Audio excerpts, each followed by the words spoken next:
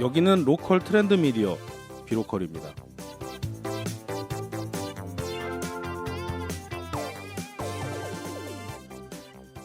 안녕하세요. 비로컬 편집장 윤준식입니다. 안녕하세요. 비로컬 발행인 김혁주입니다. 자, 오늘도 게스트 분들을 모셨는데요. 네, 안녕하세요. 저는 플레이스 온화 도시재생살롱의 대표 장미진입니다. 네, 반갑습니다. 네. 네, 자주 오셨으면 좋겠습니다. 네. 장미진 대표님 오신 거는 또 새로운 게스트 한 분을 소개하기 위해서 오신 건데요. 네, 주렁주렁 스튜디오 주수연 대표님을 모셨습니다. 안녕하세요. 네, 안녕하세요. 네, 반갑습니다. 네, 좋네요. 어색하고 참 좋다. 네, 저희 지난번에 남자들 4명만 모여가지고 녹음한 적이 있었는데 이렇게 짝이 맞으면 위험한 발언입니다. 주 대표님 얘기를 조금 들어보는 시간이 필요하지 않을까? 때마침 거대 딱따구리가 또다시 활동하기 시작하는데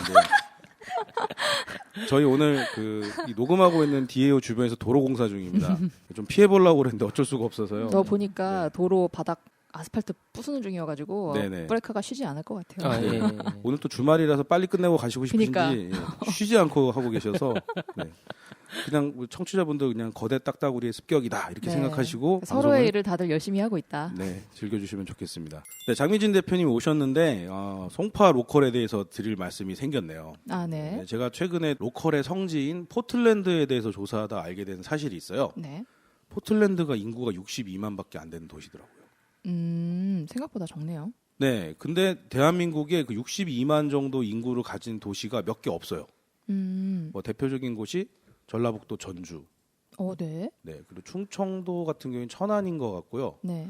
그다음에 경기도 안산 여기가 65만 정도로 인구 65만 정도 된 도시로 알고 있어요. 네. 자, 근데 서울특별시라고 하는 도시 안에 있는 지자체 중에는 딱 하나 송파구가 인구 67만으로 포틀랜드랑 비슷한 규모를 보여주고 있는 거죠. 네. 네, 제주도도 인구 68만으로 해서 어떤 면에서 좀 비슷한 면들이 있는 건데 이제 포틀랜드 같은 경우에는 1970년대 성장 한계선을 설정하는 그런 조례가 있었거든요. 네.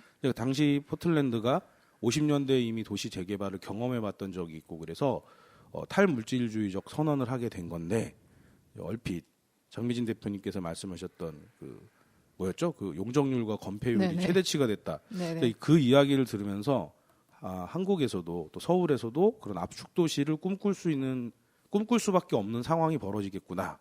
라는 생각이 들었습니다. 그래서 송파의 로컬이 되게 중요하다 이런 생각이 들었거든요.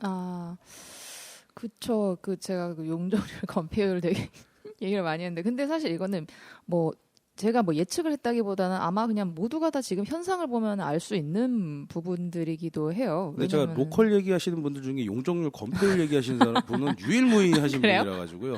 제가 도시재생 센터 쪽에도 있어서 그런지 모르겠는데, 만약에 여기에다가 아직 최대치로 이렇게 했을 때는 몇 층을 더 올릴 수 있다라는 여력 정도라든지 그런 사업성 평가는 사실 이제 누구나 할 수 있는 거잖아요. 근데 송파 같은 경우는 상당 부분의 땅이 이미 굉장히 고층의 아파트와 빌딩들로 오피스나 상가들로 이미 다 만들어졌기 때문에, 그렇지만 또 이게 강남을 한창 개발할 때 만들어진 것들이잖아요. 그러면은 이게 벌써 30년, 40년이 되고 있고, 그러면은 분명히 이것에 대한 그런 올드한 건물들에 대해서 분명히 뭔가 시설이나 외관이나 내관에 대한 그런 수리 수선에 대한 요청이 반드시 있을 텐데, 그거를 부수고 다시 짓는다. 10층짜리를 부수고 또 10층짜리를 지을 수밖에 없다라고 하면 누가 그거를 부수고 짓겠어요. 그런 부분에서 당연히 생길 수밖에 없다라는 거 아마 모두가 알고 있을 것 같아요. 근데 모두가 알고 있는 거여야 되는데 그렇게 인식하지 않는 거죠. 그래요? 사람들이 그거거든요. 보여지는 대로 볼 뿐이지 보려고 하질 않거든요. 장미진 대표님은 보려고 하시는 분이기 때문에 그게 보이는 거죠. 그러니까 용적률과 건폐율을 주장하는 유일무이한 로컬 크리에이터이시지 않나. 네. 대부분 로컬 얘기하면 골목길 생각만 하시거든요. 골목으로 네. 들어갈 생각만 하시는데 네. 네, 용적률 건폐율을 고려한 다음에 골목으로 들어가신 분은 처음인 것 같아가지고요. 네. 네. 어떻게 보면은 그런 면에서 좀 제가 생각했던, 지난번에 말씀드렸던 강남형 도시재생 이런 얘기를 했었는데, 그런 거에 그래서 그럴 수도 있겠어요. 어쩌면은 저는 사실 송파 쪽에는 골목길이 엄청 대로변이 발달한 그런 편이거든요. 그래서 그런 킥보드라든지 따릉이 활용률도 되게 높고, 저도 킥보드 굉장히 전동 킥보드, 공유형 전동 킥보드 굉장히 많이 타고 다니고, 그래서 성수동이나 해방촌처럼 이렇게 자그마한 골목길을 왔다 갔다 거리면서 골목을 향유한다기보다는 대로변 자체를 쭉 이렇게 이동을 하는 그런 형태의 좀 로컬 라이프가 있어요. 그래서 어떻게 보면은 이게 이동거리가 워낙 길기 때문에 여기에서 수직으로 그렇게 이동하는 한 건물 안에서 뭐 맨 꼭대기에는 루프탑바가 있고 뭐 어디에는 뭐 레스토랑 있고 뭐 이런 식으로 제가 골목을 마치 한 빌딩 안에 넣어놓은 것 같이 그런 형태의 재생 형태가 강남에서는 더 필요하고 앞으로 그렇게 되지 않을까라는 생각을 했던 것 같아요. 호텔형 골목길 같은 거네요. 네네네네네. 그래서 꼭 막 한 건물이 다 호텔이어야 되고 오피스여야 되고 상가여야 되고가 아니라 뭐 여기에는 약간 이렇게 공방 있고 3층에는 공방이랑 카페 있고 2층 뭐 위층에는 레스토랑이 있고 그 위층에 약간 부티크 호텔이 있고 그러니까 이런 식으로 왔다 갔다 층을 왔다 갔다 하면서 좀 그런 형태가 되지 않을까라는 생각을 했죠. 그럴 만한 곳이 좀 두드러지고 있나요? 저는 제가 지금 입주해 있는 건물도 사실 그런 가능성이 되게 높은 곳이라고 생각을 했어요. 여기는 그런 아시아공원 뷰나 이런 것도 굉장히 좋고 9호선과 2호선도 굉장히 인접해 있고 강동 쪽으로나 성남 쪽으로 굉장히 다양한 버스 노선이 있고 그래서 이제 종합운동장이 개발하는 거랑은 또 뭐 별개겠지 연관성 있겠지만은 거기에서도 뭔가 향유할 수 있는 게 있고 그런데 오히려 그런 부분에서 좀 더 아기자기한 거 되게 재미있는 변화를 좀 여기서 해볼 수 있지 않나라는 생각. 요 대로변에 있는 그 오래된 오피스와 오피스텔들을 통해서 좀 그렇게 생각을 해봤습니다. 네, 오늘 조롱조롱 스튜디오 주수연 대표님이 주가 되는 이야기를 해야 되는데 뭐 장미진 대표님 모신 김에 송파 로컬에 대한 이야기를 더 나눠볼 수 있었던 것 같습니다. 이런 것도 좋은 것 같아요. 이렇게 뭐 한 회차에 몰아서 이야기하는 것보다 가끔씩 이렇게 오실 때마다 변화되어지는 로컬 상황이나 심화되어져가는 논의들을 이렇게 나누는 것도 되게 좋은 것 같습니다. 네, 아무 질문을 던져주셔서 되게 감사합니다. 네, 한 달에 한 번 정도 모셔야 되지 않을까 이런 생각이 들기도 하네요. 논의의 다양성 측면에서 좀 중요한 게 지금 로컬에서 굉장히 큰 이슈가 있는 건 골목길에 옆으로 놓은 호텔에 대한 얘기들이잖아요. 마을 호텔이라는 이름으로 좀 많이 얘기들을 하는데 모두가 그렇게 될 수는 없거든요. 그리고 그 대표님께서 말씀해주신 것처럼 어쩌면은 로컬의 역전 현상이 일어날지도 몰라요. 강남은 소외당하고 서울은 버려진 도시가 될까봐 걱정되는 사람들도 분명 어딘가에 존재하는데 지금은 이제 로컬이란 논의가 보통은 흔히 말하는 지방 얘기니까 말 잘못 꺼내면 서울 그동안 기득권으로 너무 많은 자원들을 갖고 있었는데 왜 우리가 하는 얘기에 끼어드냐 이럴 수 있었거든요. 근데 새로운 목소리를 내주신다는 측면에서 굉장히 의미가 있다고 생각합니다. 유민진 대표님이야 또 독창적인 말씀하신 거 있잖아요. 서울 제3세계론 맞아요. 말씀하셔서 우리는 소외받은 서울에 살고 있습니다. 그 이야기를 듣는 순간 정말 마음이 가난해졌어요. 서울에 산다는 것만으로 나는 로컬이 없어 막 이런 고향을 잃은 실향민 같은 맞습니다. 그런 상황이 돼버렸죠. 얼마 전에 제가 다른 지역에 갔는데 저도 모르게 대표님의 영향을 받아서 이런 얘기를 했어요. 촌스러운 서울에서 왔습니다. 네. 예. 그 옛날에 신민아랑 조승우 나오는 7, 80년대 그런 거기에 그 신민아가 대구인가 어디에서 올라온 서울 애들 너무 촌스럽다고. 맞아요. 그 친구는 이제 미군 부대나 이런 데서 되게 힙하게 노는 거를 그 시기에 그런 거를 많이 경험했다는데 서울 안에 애들 너무 촌스럽게 논다고 해가지고 서울 촌것들한테 내가 노는 거 뭔지 보여주겠다고 약간 그런 대사가 있었거든요. 그래서 약간 그런 라인이라고. 좋네요. 네네네. 그게 고고 70이었나요? 맞아요. 고고 70. 그 사이에 검색해봤어요. 이제 저희 로컬 영화도 다루는 건가요? 그렇게 되는 건가요?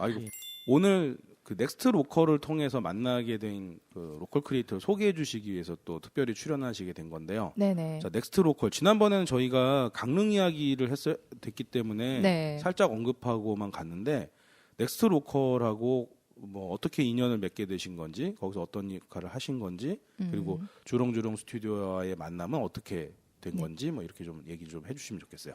네. 그 서울시에서 넥스트 로컬이라는 프로젝트를 기획을 했고 그걸 이제 주관사로 어라운디 그리고 언더독스 이렇게 두 회사가 같이 그 주관사가 됐고 저는 이제 어라운디에서 PM 겸 이제 실무를 담당하게 되면서 넥스트 로컬을 이제 기획을 쭉 캠프부터 어떻게 이 프로젝트를 이끌어갈 건지를 이제 같이 기획을 했었는데 사실 이제 어떻게 보면은 그 넥스트 로컬이라는 프로젝트에서 서울시가 생각했던 로컬은 지방, 서울을 제외한 그들이 지정한 8개의 지방에 다시 내려가서 로컬 지역 자원을 활용한 새로운 사업을 할 친구들을 뽑는 거였어요. 그래서 어떻게 보면은 이 로컬에 대한 되게 다양한 해석들을 하고 있는 과정에서 조금은 지역이라는 거, 서울 외의 지역, 지방 개발 이런 차원에서의 그 로컬이라는 이름을 붙였던 거라고 저는 해석을 하고 있거든요. 일단 그 과정에서 저희가 그래서 1차, 2차 이제 지원 팀들을 뽑았는데 사실 저희가 물론 꿈은 되게 크게 꿨었어요. 막 300개 이상의 팀을 모으자. 이제 공무원분들은 눈으로 보이는 되게 대단한 수치가 이제 실적이 중요하니까는. 근데 하면서도 사실 반신반의했었어요.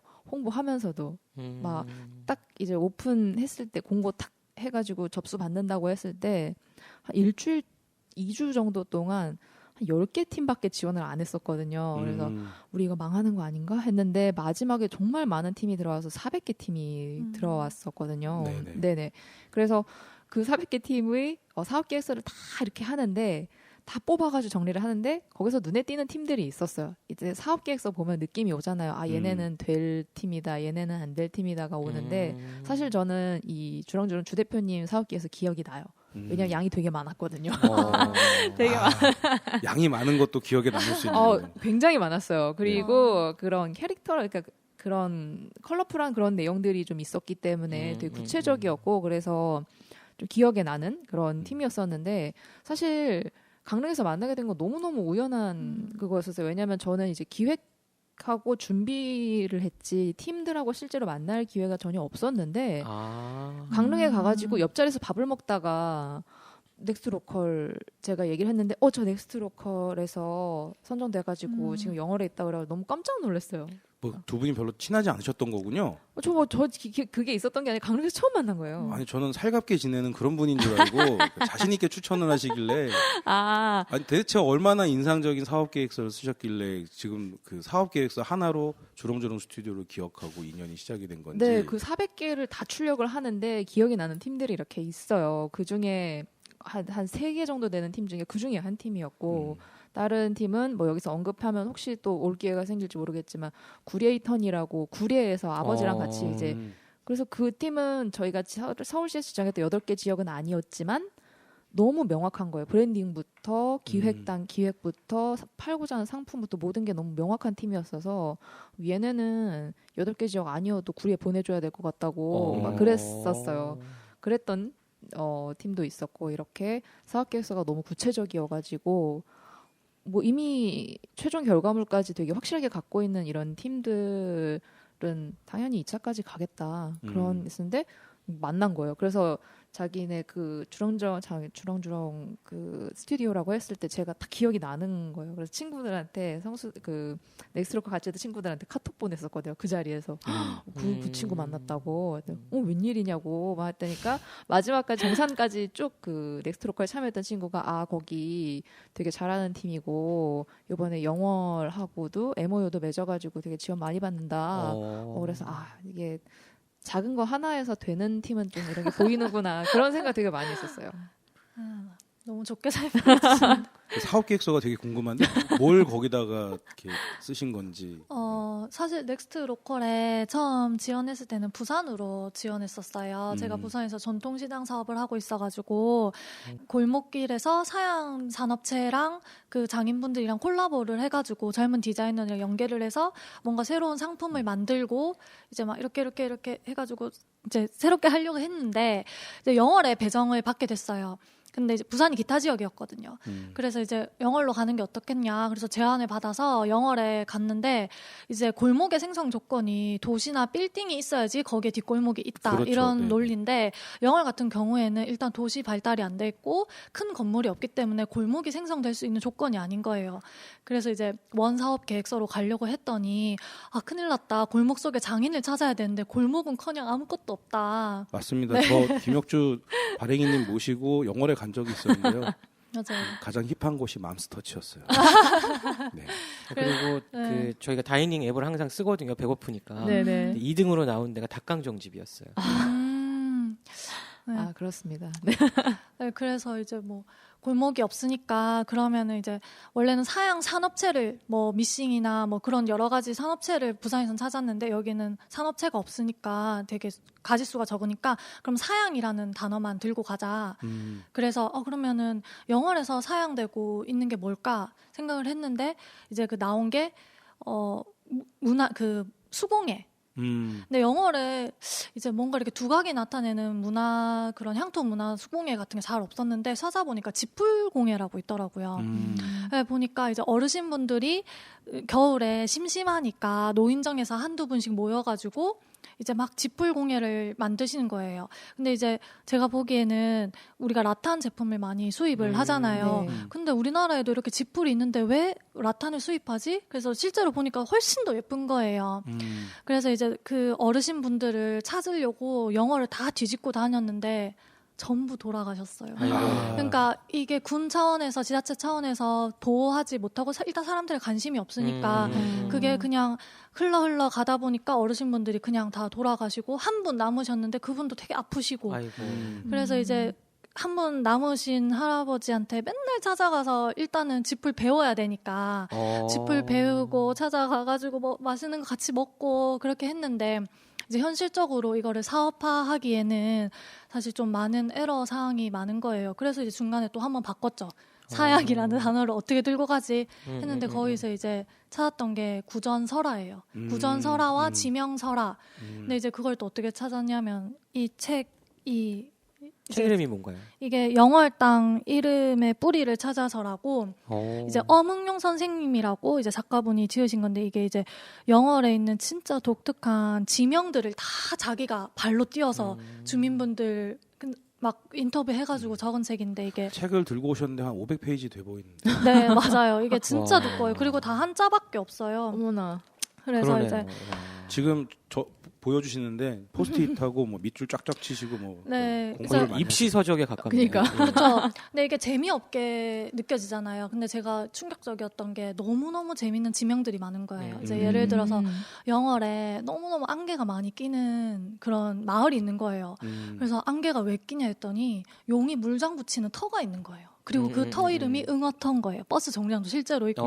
네. 그리고 또 뭐 벼락 맞은 꼴도 있고 그리고 또 마기 할멈 공깃돌이란 지역이 있어요. 아, 마귀 진짜, 할머니, 네. 마귀 할머니 우리 전설에 나오는 거였군요. 네, 마기 할미 공깃돌이라는 데가 있는데 거기 진짜 공깃돌이 있어요. 커다란 바위가. 저는 마귀 할머니 북유럽에나 있는 줄 알았어요. 백설공주한테 이상한 사과나 먹이고 뭐 이런 줄 알았는데 와 새로운 발견이네요. 네, 그래서 막 이제 여러 가지 그 지명에 관련된 설화들이 있는데 이제 그런 것들이 전부 다 이제 사라질 위기에 처해 있는 거예요. 아 그러면은 이런 이야기들을 수면 위로 끌어올려서 그거를 컨텐츠화 시키자. 그렇게 해가지고 이제 이 책이 10년 전에 절판이 됐으니까 이 작가를 먼저 찾아야 되잖아요. 그래서 이 작가님을 온 영어를 다 뒤져 찾았는데 이제 영월군에 전화해보니까 그런 거는 영월 문화원에 잘 안다. 이런 설화 같은 거네 향토 문화는. 그래서 영월 문화에 전화해서 혹시 영월에 엄흥용 작가님이라고 아시냐고. 그래서 제가 이 책을 읽었는데 너무 좋아서 만나고 싶다니까 오래요. 갔는데 영월 문화원 원장님이 되신 거예요. 네, 이분이 원래 역사 선생님이셨는데 정말 괴짜고 그냥 오타쿠? 이런 느낌? 너무 선한 영향을 끼친 자기가 좋아서 이거를 지명을 다 찾으러 다니신 거예요. 그래서 원장님을 만나서 이제 원장님한테 우리 이 책 다시 출판하자. 내가 일러스트 우리가 디자인 쪽이니까 이렇게 일러스트 다 해서 이제 이거를 다시 출판하기로 하고 그리고 이제 이거와 동시에 이제 영월에 이렇게 캐릭터들이 만들어지잖아요. 네네네. 결국에는 그러면 그거를 포켓몬고처럼 이제 AR 게임을 만들어서 영월에 이제 이런 캐릭터들을 봉인하면서 여행할 수 있는 그런 콘텐츠를 만들게 됐어요. 그래서 이제 영월에는 단종 유배지 장릉이 유명 이제 첫 번째니까 이제 거기부터 먼저 이제 영월군이랑 같이 지금 진행을 하려고 하거든요. 네. 제가 처음에 주렁주렁 스튜디오를 소개받았을 때 뭐 AR 콘텐츠나 영월 콘텐츠를 한다고만 소개를 받았거든요. 근데 오늘 말씀하시는 걸 들어보니까 영월에 국한되거나 특정 컨텐츠에 국한된 회사가 아닌 거네요. 네, 그렇죠. 결론적으로는 네네. 어떤 로컬 컨텐츠를 발굴해내고 또 그쵸. 육성할 수도 있고 지금은 아니지만 조금 더 나아가면 약간 엑셀러레이터 같은 느낌으로도 접근해 볼 수 있는 역량을 갖고 있는 회사라고 좀 판단이 되거든요. 네네네. 근데 저는 영월하면은 거기에 영월에 주천면이라고 있는데 네, 맞아요. 그 주천이 술주자라서 술이 솟는 셈이 있었다라는 맞아요. 맞아요. 제 관심은 그런 데로 가요. 그래서 그래서 저는 뭐 아까 사양산업에서 전통주 이런 거 나올 줄 알았는데 뜻밖의 거라서요. 예. 근데 이야기를 이렇게 듣고 보니까는 주수연 대표님 얘기를 좀 더 근원적인 거부터 얘기를 들어봐야 될 것 같은데 네. 언제부터 이게 AR 컨텐츠를 하셨고 주렁주렁 스튜디오는 어떻게 시작이 되었는지. 이제 뭐 저는 그 대학원을 나왔는데 이제 대학원에서 이제 공부를 하다가 이제 거기가 제가 애니메이션 전공이었어요. 네. 그래서 애니메이션을 전공을 하는데 마침 그때 VR, AR 워크숍을 만드는 기회가 생긴 거예요. 그래서 이제 교수님이랑 같이 이제 학교에 그 AR 워크숍을 처음 열고 이제 거기서 참여를 하면서 AR이랑 VR을 배우게 됐어요. 그래서 이제 뭐 네네. 한중일 교류를 하면서 이제 왔다 갔다 하면서 이제 계속 워크숍을 했는데 이제 그 학교에서 만든 작품이 팔리게, 그러니까 납품이 되게 된 거예요. 어디로 납품? 그 서울시에서 하는 국제 디지털 페스티벌이라고 DDP에서 네네. 전시하는 그런 게 있었는데 이제 거기에 제가 대동여지도를 다 복원을 했거든요. 그러니까 대동여지도를 AR이랑 VR 그리고 MR 콘텐츠로 복원을 해서 팀끼리 그래서 그걸 납품하게 됐는데 사업자가 필요하니까 얼떨결에 이제 사업자를 내고 그때부터 사업을 그냥 스타트하게 된 거예요. 잠깐 설명 좀 하나 해주시면 좋을 것 네. 같아요. AR, VR, 네. MR 이렇게 말씀해 네, 주셨는데 네, 네. 처음 듣는 네, 분도 네, 계실 그쵸. 수 있거든요. 맞습니다. MR이라고 그러면 네. 노래방 생각하는 분들 분명히. 네. 네. AR은 단순하게, 그러니까 일단 VR부터 먼저 시작할게요. VR은 안경을 쓰잖아요. 안경을 네. 쓰는데 그 헤드셋을 딱 쓰게 되면은 이 현실이 안 보이고 아예 이제 디자이너가 만든 가상 세계로 들어가는 거예요. 다른 세계로 가는. 네. 그리고 예. 이제 AR 같은 경우에는 핸드폰으로 보는 경우가 되게 많잖아요. 포켓몬스터 고라고 생각하면 돼요. 그냥 현실 세계가 보이는데 캐릭터가 이렇게 동동동 이 탁자 위에 이렇게 딱 서 있는 거예요. 그래서 얘를 터치해서 잡을 수 있고. 근데 이제 MR은 한 단계 더 나아가는 건데 캐릭터가 이렇게 떠 있는데 앞에 컵을 인식을 해서 컵 뒤로도 가는 거예요. 컵 뒤로도. 네. 원래 AR은 마지막에 말씀해주신 건 네. 현실하고 새로운 세계가 섞일 수 있다. 네, 그렇게 그쵸. 말씀하신 거죠. AR 같은 경우에는 그냥 현실에 그냥 얹은 거라면은 MR 같은 경우에는 여기 현실에 있는 마이크도 인식하고 다 공간 수치를 다 인식해서 뒤로 갔다가 앞으로 갔다가 막 이렇게 하는 거죠. 네. 초창기 때 그 AR 컨텐츠를 초창기 때 제가 접해 봤었는데 네. 보통 처음에는 이제 전시장에서 약간 도슨트를 돕는 개념으로 등장을 했었거든요. 근데 이게 문제가 뭐냐면은 단말기의 특성, 그러니까 사람마다 사용하는 핸드폰이 다 다르잖아요. 네네. 그리고 단말기 특성이나 또 단말기가 이렇게 바라보는 위치에 따라서 AR 컨텐츠가 등장을 하기도 하고 못 하기도 하는 거예요. 이게 인식률이 좀 떨어지는구나. 네네. 그것 때문에 굉장히 기술적으로 어려움이 맞아요. 많았다는 얘기를 들은 적이 있었거든요. 네, 이제 그거는 되게 초창기 때 네네. 그런 오류가 많았고 지금은 되게 많이 거의 그냥 다 극복이 됐다고 보시면 될 것 같아요. 네네네. 네. 그러면은 이제 대학원 때 작업하셨던 네. 뭐 컨텐츠 대동여지도를 판매해야 돼서 사업자 등록을 하시게 된 건데 그때가 창업 그쵸, 원년이 스타트였죠. 된 거잖아요. 네, 그렇죠. 내가 아마 회사를 해야지 이런 그런 막 마음가짐으로 시작한 게 아니라 진짜 얼떨결에 시작을 하게 돼가지고 처음엔 진짜 정신이 없었어요. 네. 근데 이제 제가 워낙 이야기에 대한 그런 게 애착이 되게 크거든요. 이야기를 너무 좋아하고 또 만드는 것도 좋아하고 막 그래가지고 안 해본 게 없어요. 사업자를 내고 그 옛날에 콘진에서 지금도 하고 있는데 콘진에서 창업 발전소인가? 컨텐츠진흥원 말씀하시는 네, 콘텐츠 진흥원에 뭐 이야기 작가 뽑는 그런 것도 있었어요. 그래서 제가 이야기를 너무너무 좋아하니까 이제 그 소설을 진짜 많이 썼거든요. 예. 그래서 이제 그 소설을 막 공모하기도 했고 당연히 떨어졌지만 그리고 또 그렇게 하다가 부산에 오랜만에 내려갔는데 골목을 걷다 보니까 너무너무 특이한 가게들이 많은 거예요. 왜 그런 것들 있잖아요. 저 가게는 누가 가지? 장사는 되나? 아니 뭐 파는 가게지 뭐 하는 가게인지 아예 모르는데 어떻게든 10년째 그 자리를 공간의 깊이를 딱 그 차지하고 계시는 분들이 있잖아요. 그런 그래서 신비한 가게들이 있어요. 네, 네. 그래서 저는 이제 저기 너무 재밌겠다 해가지고 우연히 이제 어떤 목욕탕이 있는 거예요. 김해탕. 부산의 그 진시장 뒷골목에 김해탕이라는 네. 곳이 있는 거예요. 그래서 근데 막 그 외관도 되게 낡고 그래서 목욕을 하나 해서 딱 들어갔는데 탕이랑 타일이랑 그런 거 그대로 있는데 거기에 미싱집이 들어온 거예요. 그러니까 목욕탕이 망하고 나서 예. 이제 거기 1, 2층을 단축구멍집 1층이 들어오고 2층은 계량한복집이 들어온 거예요. 너무 신기했어요. 푸른색 타일이 이제 냉탕처럼 이렇게 다 이렇게 있는데 뭐 욕조도 그대로 있고 근데 거기에 그냥 미싱 놓고 아저씨 열심히 하시는 거예요. 그래서 이제 그 범일동 일대 재개발 때문에 밀려나가지고 이제 그 목욕탕까지 오시게 된 거예요. 그래서 이제 이거다 싶어가지고 취재를 시작했죠. 네, 그래서 취재를 시작해서 다큐멘터리를 찍고 같이 유튜브를 찍고 이제 사장님이랑 콜라보를 해서 제품을 만들어서 텀블벅에도 팔고 막 그랬었거든요. 근데 이제 되게 그 얘기를 들어보면서 좋았던 게 뭐 저희가 이제 그냥 지나쳤던 그런 가게들의 사정에 대해서 좀 알 수 있게 되는 것 같고 뭐라 해야 되지? 그냥 네. 보통 이제 도시에 네. 나이테가 생긴다고들 표현하시는 분들도 계시고 네. 건물의 나이테란 표현들도 하시거든요. 이제 예를 들면 시공을 새로 할 때 음. 뜯어봤더니 한 4겹이 나오더라. 네네네. 근데 지금 같은 상황인 거잖아요. 네, 그러니까 그쵸. 예전에 원래 쓰이던 어떤 목욕탕의 흐름도 있었는데 네. 거기에 각자의 사정에 의해서 또 그쵸. 하나의 컨텐츠가 얹어지고 근데 보통 로컬 크리에이터들을 만나면 두 가지 유형이 있어요. 하나는 오리지널 컨텐츠를 창작하시는 분, 또 한쪽은 큐레이션 능력이 굉장히 뛰어난 분. 근데 그 중간쯤에 아마도 대표님이 서 계신 게 아닐까라는 네. 생각이 들고요. 그 목욕탕과 약간 이질적인 새로운 산업군의 네. 절묘한 컨텐츠가 섞이는 지점에서 새로운 걸 또 찾아내신 네. 방향성이 저는 그래서 의미가 이제 있는 것 같습니다. 그거를 예. 취재하면서 진시장 일대를 취재를 했는데 거의 다 거기 미싱집이나 한복집이 다 망하기 일보 직전이에요.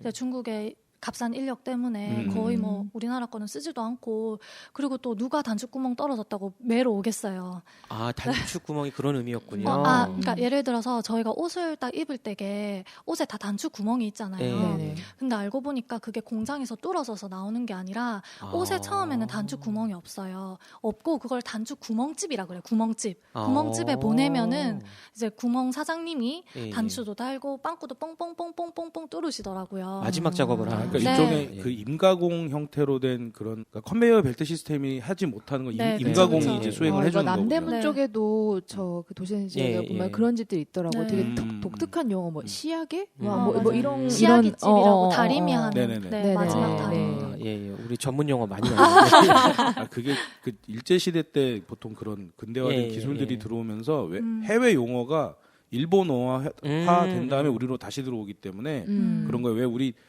되게 정체불명의 일본어 쓰는 것 중에 네네. 대빵조화 이런 거 있거든요. 아, 그것도 일본어인가요? 네, 그 대빵이 일본어의 철판 아, 대빵에서 대빵. 나왔다는 썰이 있고 아. 정식으로 도대체 이게 어원이 뭔지는 몰라요. 그런 식으로 일제시대 때 들어온 게 맞는데 시야기도 찾아봐야 될 것 같은데 정확히 뭘 말하는 건지 모르겠어요. 세약이라고 세약이, 그 예. 마지막 다림질 할 그게 예. 서울 성수동 쪽에서는 시야기라고 부르고요. 그쪽 동네에서는 세야기라고 부르고 그러니까 이게 좀 아, 동네마다 말이 조금씩 다르거든요. 그래서 저도 그 세약이라는 단어를 인터뷰하고 자막을 치는데 예, 예. 세약이 뭐지? 그래가지고 이제 어르신들 다시 전화하면 전화 잘 안 받거든요. 네. 알 길이 없어가지고 동네 주민분들한테 다 물어보니까 세약이 다림이 하는 거라고 그렇게 얘기해 주더라고요. 근데 컨텐츠가 약간 역방향이네요. 그러니까 최종 결과물을 만나신 다음에 원료를 찾아가는 형태가 네. 영어로도 그랬고 이번에 지금 말씀해주신 부산 얘기도 그런 네. 거고.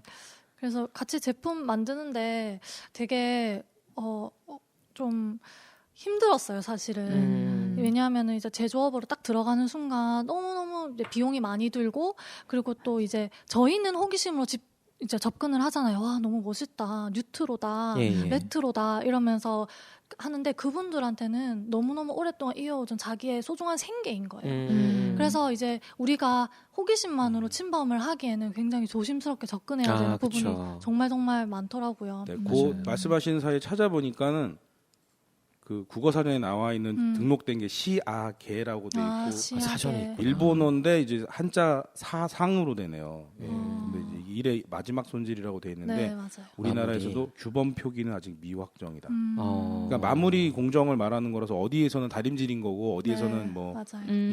아. 이게 그 뭐 이렇게 이물질 제거하고 네네네. 한번 스팀 다림을 예, 싹 예. 하고 이렇게 그렇게 해서 되는. 제품이 완성되기 마지막 네. 단계. 아. 그래서 이제 그 가게를 시작으로 해가지고 저희가 한 4개의 가게를 더 많이 찾았거든요. 골목을 엄청나게 많이 돌아다니면서 막 기억에 남는 가게가 할머니가 대추를 팔아요. 야채 가게인데 대추를 사러 가게 되면 자연스럽게 쪽문으로 사주를 보게 되는 거예요. 할아버지가 사주를 보세요. 복합형. 아. 그래서 그 작은 야채 가게 안에 대추 사러 가면은 자네 코가 이러면 그거 좀 얘기 재밌네요. 그래서 예. 이제 제가 그 야채 가게 갔을 때 할아버지가 이제 사주 봐주게 대추 이렇게 딱 보는데 안 들어와 보래요. 그래가지고 갔는데 방 안에 완전 그 사주 도배 그 붓글씨로 다 벽지가 네네네. 그냥 어. 해서 이제 약간 전문적인 사주 뭐 예. 그런 거라기보다는 그냥 공부가 재밌어서 하시는 사주 오타쿠셨구나. 네 맞아요 사주 오타쿠. 그래서 이제 할머니는 제발 손님 붙잡고 그러지 말라고 그러고 할아버지는 자기도 손님 받아야 된다고. 예. 그래서 야채를 사러 가게 되면은 자연스럽게 사주를 보게 되고. 그러면은 넥스트 로컬 처음 지원하실 때 사업 계획서에 쓰셨다는 그 네, 전통시장 맞아요. 프로젝트 그거였군요. 네 이거였어요. 그래서 이제 골목 속에 독특한 가게를 찾고 이제 그 뭔가 우리가 말씀하신 그 나이테를 예, 참 예. 찾고 싶었어요. 근데 이제 사실 기준이 모호한 게 독특하다는 게 저의 기준에서 되는 거잖아요. 그렇게 되면은 이제 사업이 조금 그 중심 잡기가 힘들 수도 있고 그래서 아직까지 진행을 하고 있긴 한데 되게 그런 가게들을 처음에 찾고 컨택할 때 조심해야려고 하는 부분이 되게 많아요. 그러면 그 지금까지 발견한 콘텐츠의 네. 흐름을 전달하는 게 보통은 비즈니스 모델이신 건지 아니면 거기서 새로운 제품의 어떤 아이디어를 발굴하셔서 네, 네. 새롭게 출시하시는 게 비즈니스 모델인지 좀 궁금하거든요. 제 비즈니스 모델은 사실 이야기를 파는 거예요. 그러니까 지금 사실 이야기를 파는 뭐 기업, 업체, 그러니까 없잖아요. 형태가 뭔지도 모르겠고 어떻게 예, 팔아야 예. 되는지도 모르겠고. 근데 저는 이제 저희 회사의 최종 목표는 이야기를 통조림 같은 데다 팔고 싶고 이야기 자체의 그 가치를 예.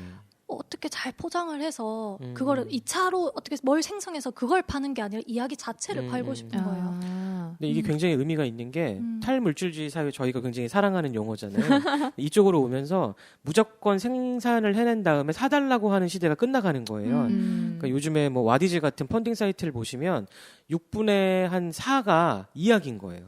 우리가 왜 만났고 지금 그 대표님이 쭉 말씀해 주신 사항이 있고 맨 마지막에 마음에 들면 사보던가 하고 가격이 나오더라고요. 그러니까 이제 어떤 예전에는 싸요, 뭐 성능이 좋아요, 다른 집보다 뭐 우리가 괜찮아요라고 제품에 대한 얘기를 했는데 요즘 넘어오는 상황들을 보면 로컬 얘기도 당연히 그렇지만 대부분들이 내가 이걸 왜 어떤 가치를 갖고서 내 뭐 마음이든 아니면 돈이든 나의 수많은 것들을 교환해야 되는지에 대해서 명분을 달라고들 보통 얘기들을 하시는 거고 그래서 대표님 말씀하시는 이야기를 판다는 것도 아마 그런 의미로 말씀해 주신 게 아닐까라는 생각이 네. 좀 듭니다. 네. 네, 막 제가 창작한 이야기를 파는 게 아니고 기존에 우리 사회에 있는 이야기를 파는 거잖아요. 예. 그러면 결국에는 저 혼자 이야기를 파는 게 아니라 그분이 협조를 해줘야 되는 그런 거라 가지고 사실 좀 신중하게 접근해야 되는 것들이 참 많은 것 좀 같아요. 인상적인 건 그 말씀이신 것 같아요. 타인의 삶 또는 뭐 생업에 대한 맞아요. 부분이니까 조심스럽다. 네, 예를 들어서 제가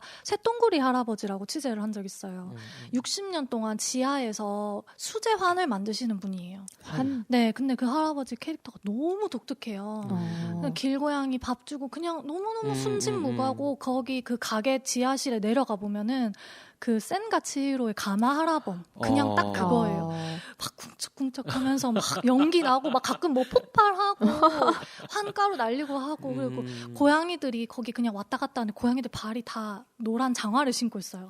환 때문에 환가루 노래 때문에. 가지고 아무리 핥아도 그게 물들어가지고 그냥 다 노란 양말을 다 신고 다니는 거예요. 근데 제가 그분을 취재하면서 그 주변에 이제 어머님들이나 어르신 그 주민분들이 되게 와서 많이 도와주시거든요, 할아버지를. 근데 할아버지가 너무 좋으신 분인데 그 주민분들이 저한테 하는 말이 이게 사실 건물이 무허가라고 아이고. 우리 할아버지한테 나쁜 일 있으면 안 되는데 이런 얘기를 하시더라고요. 그래서 과연 이런 규범, 이게 사회적 예. 그런 거에 안에서 이런 사람들이 보장받을 수 있는 이런 사람들이 진짜 장인인데 예. 이걸 어떻게 우리가 보존을 하고 이제 보호를 할 수 있는가. 그리고 우리가 이거를 컨텐츠화 시키면 또 법에 걸려서 그분들한테 또 나쁜 영향이 갈 수 있잖아요. 그러니까 네. 이제 그런 것들에 대해서 되게 많이 고민을 했었던. 이야기가 점점 길어지는데요. 저희 네. 이럴 때마다 한 번씩 쉬어가잖아요. 네. 잠시 쉬었다가 네. 2부로 돌아오는 걸로 하도록 하겠습니다. 네. 방 충전하죠.